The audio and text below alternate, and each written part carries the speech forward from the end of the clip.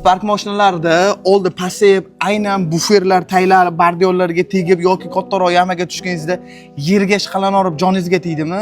Buni qanaqa qilib to'g'rilashni o'rgatib qo'yaman. Hech qanday trekker chashkasiz, o'zini zavodskiy holatiga oldi balandroq ham bo'ladi, yumshoqroq ham bo'ladi. Videoni oxirigacha ko'rib turing, sizga foydali maslahatlar berishda davom etamiz. Videoni ko'rishdan oldin videoga bitta like bosib qo'ying. Aynan Spark oldi amortizatorni yechganingizda chashkasini tag tomonidan xuddi shunaqangi lapkasi chiqadi. Aynan bu lapkaga bitta arqa po'shinaning tepa tomonida turadigan birli rezinkasi bo'ladi. Agar sizda bu rezinkasidan bo'lmasa, magazinda sotuvda bor. Aynan o'sha magazinda birli rezinka deb olib, aynan shu lapkasiga kiygizsiz. Xuddi shunday qilib rezinkani lapkaga kiygizib olinadi va bu lapkani bemalol prujinaning ustiga qo'yganingizda prujinaga birga bir tushadi. Juda ko'pchilikda savol bo'lishi mumkin. Aynan bu rezinka qo'shilgandan keyin mashinaning oldi qattiq bo'lib qolmaydimi deyishadi.